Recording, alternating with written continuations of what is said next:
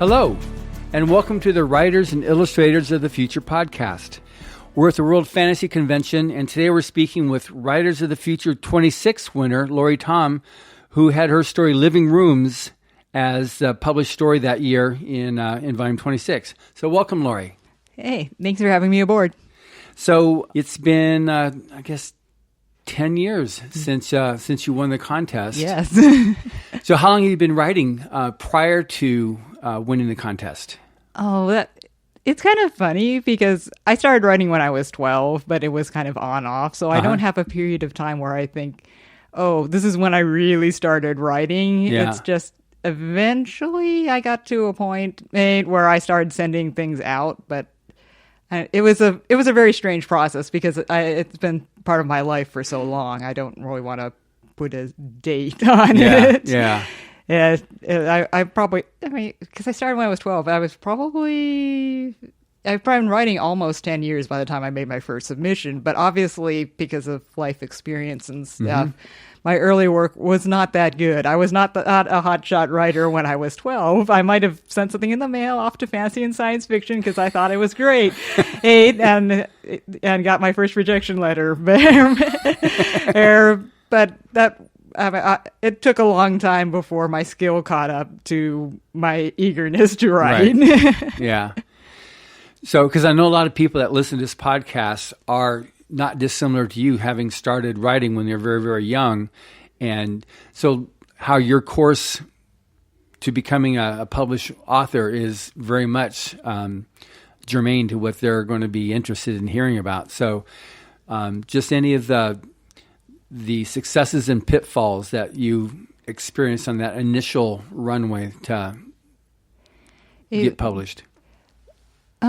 For me personally, it was not, I was writing a lot, but I didn't know what to do with my writing because I was doing it for fun. Uh-huh. And so I needed to go online, find resources on places to actually send my work to. I did mention I sent something to Fantasy and Science Fiction because that was the one magazine I subscribed to at the time. Right. But I didn't realize that there were actually other markets out there. It wasn't until I got older and I got to college. I had a writing professor who was also a science fiction and fantasy writer, and he said, "Hey, you can go to this site for Science Fiction Fantasy Writers of America has a list of markets. Check this other site. This is an author. She keeps a list of all the markets out there, their pay rates, where you mail things to." And once I had that, then I had the information and I needed to start sending things out. And they still weren't very good, but I could start sending them. So I think for new writers, go online, find good resources of information because there's a wealth of stuff out there, but it's not going to come to your front door. Right. So did you start off with short stories? Obviously, you said F&SF. Yeah. But have you ventured into the novels? I've written some novels. They are not out yet. Yeah. I do like the long form, and I'm currently working on a series that I hope to put out, but I think there's nothing solid on those yet. So you've continued to keep your hand in with respect to short fiction then? Yes. Most of my publications have been in short fiction, and I'm looking into moving to longer stuff, but most of it's in short right now. I got it. So when you came all the way to Hollywood from Orange County to that workshop week, how did that go for you? Any particular highlights? It was a lot of fun meeting my fellow winners. I think that was the best experience when we were all hanging out there together, going through the same things, wandering around trying to find different groups of strangers on the street. I remember when we were doing our 24-hour story, my roommate and I holed up in our room, but we came down for dinner at one point, and we would see three of the other guys all in the lobby, huddled around their laptops, and everyone was working really hard. Yeah. All right, it's just like a lot of camaraderie getting to do that with a group of other people who are in the same situation. And it's such a small group that it's no wonder that you bond over the course of the week. Yeah. Any of the judges that you found more to what you're looking for that were of assistance? Hey, Tim Powers was fantastic because since he's also local to Southern California, he was talking about going to conventions as a writer, and I didn't really want. I'm rather introverted, so I didn't like the idea of going to a convention and not knowing anybody. And he said, "Why don't you come to LostCon?" And he's like, "Hey," and I told him, I'm not going to know anyone." He's like, "I'll be there. You know me." Hey, and then he did this wonderful thing where I had a signing at that first LostCon. I was like, no one's going to come. I'm just in the Writers of the Future anthology. That's it. And so I was at the table, and Tim's like, "I'll come show for you." And he actually came out to the table and started shouting, "Hey, Laurie Tom, we're the Writers of the Future's over here signing books." And I'm like, oh my God, Tim is doing this for me. It was really nice of him. Very nice. He so respects the contest and the winners because he knows that if you make the cut as a winner, you really are the best of the best. And that's one thing that we had Scott Card over recently and talking to him about the contest, and he says it doesn't level the playing field. You totally take the top off the top of the playing field, and everything else that's left over is what's left. He said it's the Rise of the Future is the top. I mean, he just goes on with this. Well, short fiction is a very hard sell in publishing. They said, with Rise of the Future, it does what nobody else does. And so he was very emphatic about it. With respect to Writers of the Future then, and the number of people entering the contest, one of the things that has come up because I've talked to various people, what do you like to hear about, is one is the encouragement, and two is don't give up. Keep on, that encouragement to go on. So with respect to that, is there anything that worked for you on keeping you going and persisting and not giving up? Well, in relation to the just contest, in general for yourself as an author, what works for you? Well, I mean, for me, as I had mentioned, I've always been a writer, so even if it wasn't possible to get published, and quite frankly, make some money at this, yes, I would probably be writing anyway, just because I find it really enjoyable. I don't know if not everyone necessarily has that sort of thing where they're like, I would really like to be writing, even if there was nothing else, I would still be writing. So I find it very easy to keep going. I mean, I might, left to my own devices, maybe I would take a longer break between projects, but I would always be writing because there's always a shiny new idea. I might be watching something like a TV show, and I'll think, I really wish they did it this other way. And I'll think about it, and I'm like, I'll write that story. I'll change the circumstances, but I will go this other route that they never did because I want to see that story. Yeah. And if no one else will write it, then I will write it. That's interesting you say that, because when I talk to other authors, that is exactly their perspective as well. I can't not write, so a writer writes. Mm-hmm. And so there's a difference between I want to be a writer and I am a writer. A writer writes. So what's your writing schedule like? Generally, when I'm on a project, if I'm on a novel project, I'll write between 2,000 or 3,000 words a day until the novel is done. I need to do that because otherwise the project starts falling out of my head and I start forgetting things. If it's a short story, I go slightly slower, about 1,000 words, because short stories, the structure is different. It's a lot tighter. So I need to make sure those words count. So even though there are fewer being produced each day, they kind of are compressed and more carefully chosen because there's not a lot of room. I mean, short fiction markets, they really like to push down towards 4,000 words. I mean, there's some higher, but 4,000 is kind of like the sweet spot for short stories. And you have to be really careful about how many words you fit in. Yes. And it's got to be dense. Everything's got to fit. Yeah. And that just takes a little more out of me. So the short story word count is lower. And then after I finish a project, I generally take a break, and how long it is depends on what I just finished. If it's a novel, I might not write anything for a month. If it's a short story, I might be ready to go again in a week. I get it. So on the types of stories you like to write, do you do you like to spread your writing over fantasy and science fiction? I write both fantasy and science fiction, and when I first started, I wrote about 50-50, but I found out that I was selling about 75% fantasy to 25% science fiction, so now it's shifted, and I write more fantasy because I know this is what I can sell. That's good. That's that one essay on the workshop, The Manuscript Factory, where Owen Hubbard goes through and he analyzed, all the different genres he wrote, and then he worked out how much he made per word and per story, and he said, okay, and that's how he would work out where he would write, even though he maybe wrote more of other stuff. What he actually still make most of his money with was what he would try to focus on. Yeah, I mean, it feels a bit mercenary, but I mean, I like writing both genres. So if I'm going to write anyway, I'd rather write in the one that I can get a little more money from. For sure. I mean, that's part of the industry of writing as well. If you're going to do that, do you envision yourself becoming a full-time writer and have that be your sole source of income at some point?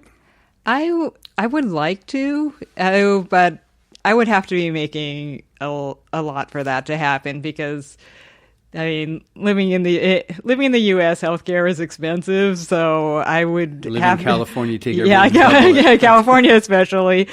So I would need to be making so much that I could afford private health insurance and make it work without breaking the bank. So that would require a level of success way beyond what I have right now. Yeah. Oh, if I could do it, yeah, but I'm not planning on that. Yeah. So right now, you have your day job, and then you've got your writing. So how do you apportion? So in terms of, you say you gave the word count, but how does that translate time-wise to do your 3,000 plus a day? Okay, what I generally do is we're allotted a 15-minute break time at work, and then I have my lunch break.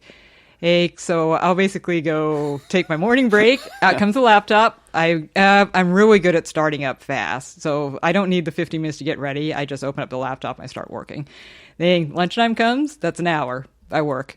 Afternoon comes, another 15-minute break. I take, and by the time that's done, that's about an hour. I do about 500 words an hour, so there's 1,000 words. And then I go home, and I have to do it before I eat dinner because once I eat dinner, I want to go to sleep. So I go home, and then I write the remaining 1,000, 2,000 words, and then I eat. And that's my day when I'm working on a novel. And then with a short story, are you still able to be as focused in because you're talking about you have to get the exact right words there because it's got to be more dense.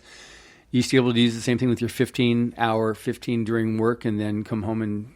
Yeah, it comes out about the same. I can aim, I'll work in my breaks and I'll work during my lunch and then I'll finish up whatever's left over at home. It's 1,000 words, so it goes slower, but I can able to fit it in the same amount of time. Really? So you can still do the 1,000 words during your work day, even when you're doing a short story? Well, it'll probably be more like 750, and then I'll do the last 250 at home. But I usually get most of it. I know not everyone does this, but I'm a compulsive outliner, so I will. Well, that's a good thing that we're talking about here, because this is what other people need to be able to think with. Yeah, so most people don't outline short stories, but I do outline my short stories, so that kind of helps. And when I'm working, I mean, I can just focus more on can I get this all to fit in a particular scene with the word count I have in mind, rather than where is the story going, because I already know where the story's going. It's in the outline. So, okay, so this is it, because I've not talked to anybody about this before, so now this is going to be the subject of this podcast when it gets promoted. So how do you go about that then, outlining a short story? Start from the very beginning, the concept, and walk us through how you go through that. I'll have an idea. Mm-hmm. Usually, a lot of times when I write short stories now, it's for a particular call. Like my anthology or a special theme. And so I have what is essentially a writing prompt. Right. And I'll think about the story, the idea. I'll use for example, there was a there was an issue of Orson Scott Card's Intergalactic Medicine show called Festivals on the Front. And the whole idea was that it was supposed to be a war story set around on a December-themed holidays. Mm-hmm. So I knew that I needed something that I was going to base around Christmas, and it had to be a war story. So I started thinking, okay, I want a war story around Christmas. Oh, there was that whole Christmas truce with World War I. I thought, maybe I can do something with that. And then I decided, well, I wanted to... there was a video game that did the story where the story went one way, and I thought it would have been really interesting another way. So I picked that idea out, and I had my protagonist, I had the setting, and then I realized, like, okay, what does this protagonist want? What are her circumstances? Because she's part of like this special secret military unit. And so I started just kind of like bullet point brainstorming, like, hey, who she is, how her units put together, and she has special powers because this is a fantasy story. How did she get her powers? And once I had that, then I realized, like, okay, the story I wanted, it needs to be really clear that it's World War I, so I have to open with the shelling and crossing the trenches. So I made sure, like, that was like the start of the starting scene. And then I put another scene in it. Then I realized, like, okay, she wants to be cured of her condition because she doesn't like it. So I need to eat a scene where she comes back and she and the rest of her squad are put in their air holding cells because they're completely poisonous to other normal humans. And that sets up what the stakes are, why they don't like their current situation. And then after that, to escalate it, there's a surprise new member of their squad who voluntarily went through this horrible transformation process to turn her into a poisonous maiden. It's like an inciting incident because the characters now know that not only are they trapped fighting a war that they don't really want, but their government is not actually working on the cure so much as trying to make more of these people because they find out that these poisoned inmates are great weapons. Yeah. And so I built out like each scene, what it was supposed to do. So that way I could have the finale where they basically, the unit rebels and run off with the research. So that way they can eventually work on a cure. And because it was Christmas themed, I did have them, like the final scene is them in no man's land between trenches where nobody wants to touch them because they're like poisonous people. Oh, and they're building a Christmas tree out of like the leftover equipment, and like they have it's a withered tree with barbed wire and like the spiked helmet on top instead of a star. But the thing is, even though it's an unusual image, and at the end of it, I mean, they're still free. Uh-huh. They're not they're not trapped by this government that wants them to basically go kill other people when they rather be cured and like live like normal people again. Right. And so I just outlined all the scenes, and once I had that, it was writing the story was just like, okay, this scene needs to happen, and this scene needs to happen, and I know why, what the point of the scene is. And then it allowed me to just keep writing very quickly to get all of it out. Well, that explains then how you can go there, and in 15 minutes, you're just right into it. I was like, how does she do that? Well, I guess Wonder Woman. Well, it's because I already know where the story's going. So it's just like I open up my outline file and I have my writing file. It's like, oh yeah, I left off here, and then I'm just expanding the outline at that point. Right. Oh, that's brilliant. This has not come up before. Obviously, in novels it is, but not on short fiction. But that totally makes sense, and especially with someone on a real tight schedule to be able to take advantage of all these little slots. It would probably be good also for parents who have the job of taking care of the little ones that can be very much a distraction at times, so no, that's great. So what's your what plans do you have for the future for yourself as a that people who want to be able to read you, that they can find? Oh, I'm curious. I'm currently on Curious Fictions. It's a short fiction site, and some authors post works there for free, and I do have a few. I also have additional short stories there that are subscriber only, and these are not available anywhere for free online. So readers can find me there. I'm also going to be serializing a novella called Jack of Spades on Curious Fictions very soon, and that will be subscriber only. And is it Laurie Tom? Yes. It's LAURIETOM. Correct.